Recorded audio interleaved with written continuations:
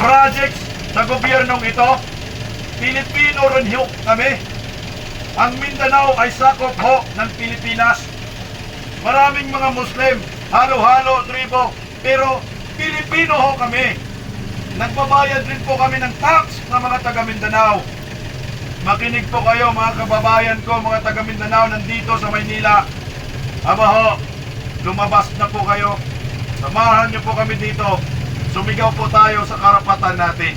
Hindi lang po taga Mindanao ang nawalan ho ng proyekto, kundi pati mga taga Visayas. Hindi lang taga Visayas, kundi pati yung North at South Luzon. Bakit nagkaganito? Wala ho silang proyekto para sa bansang Pilipinas. Pero grabe, trillions of trillions ang pondo para sa taong 2025. Saan po nila gagamitin yung pira na trilyonis na yan? Isipin nyo ho yun. Nagbinta na ho ng ginto, nangungutang pa. Pag sinasabi po natin, pag sinasabi ni Badong, ilang toneladang ginto na ba yung ibininta ni Bangag? 25 at saka 15. Ha?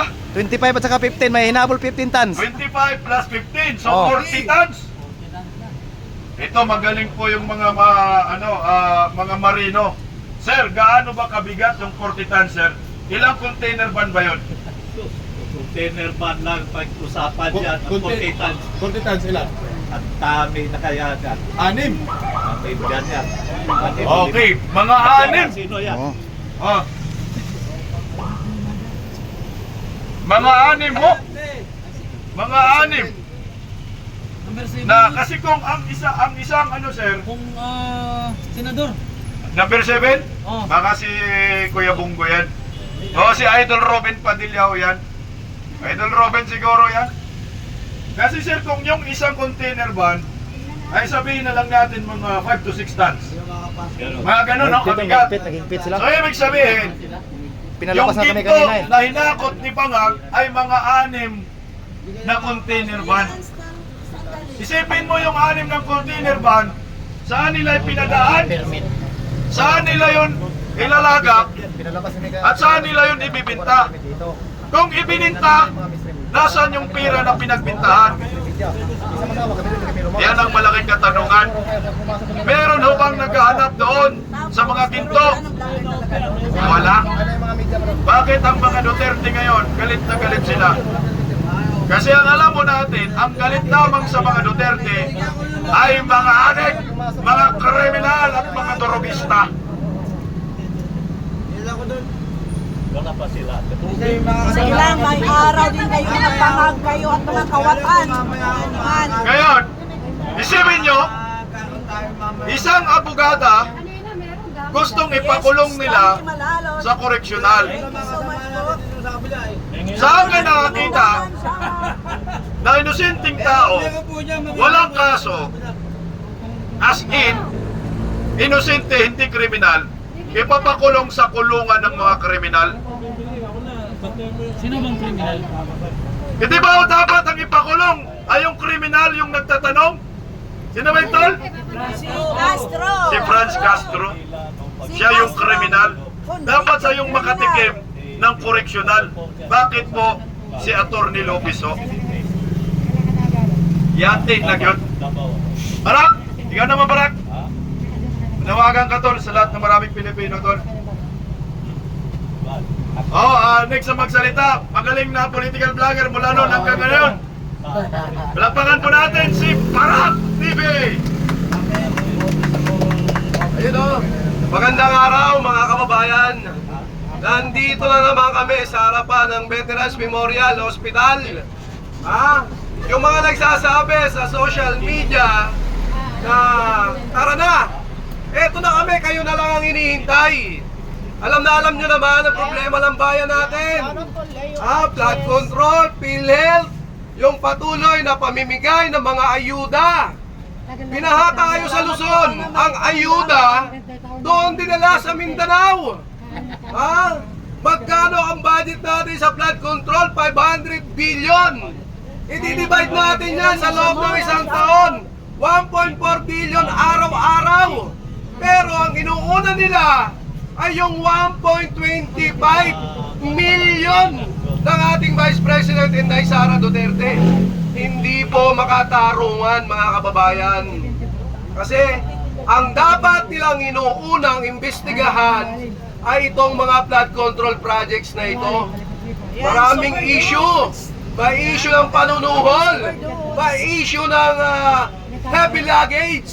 May issue tayo ng tuloy-tulilatang ginto na ibinenta.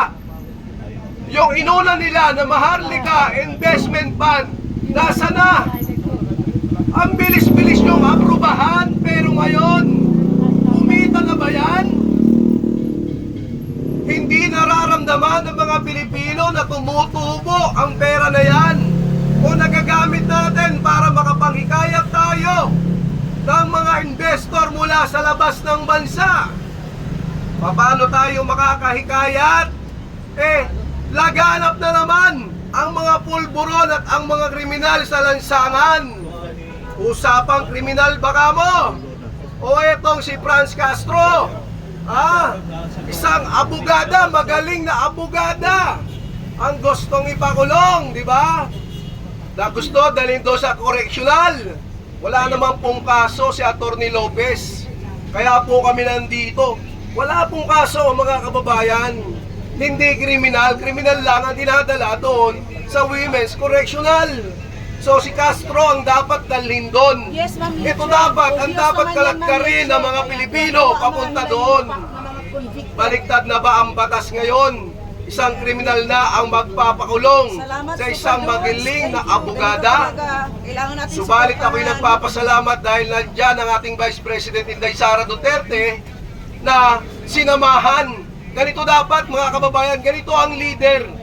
Na kapag yung tao mo, yung kaibigan mo ay nahaharap sa mga ganitong senaryo, dapat sasamahan mo. Ganito dapat ang maging Pangulo ng bansa natin. Hindi yung dumaan lang ang bagyo, hindi alam ang gagawin. Tama ba talaga na hindi marunong magpresidente itong si Bongbong Marcos?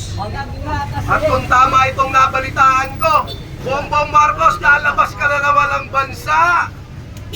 Magkano na naman ang gagastusin mo dyan? November 26, kung hindi ako nagkakamali, pupunta ka ng UAE.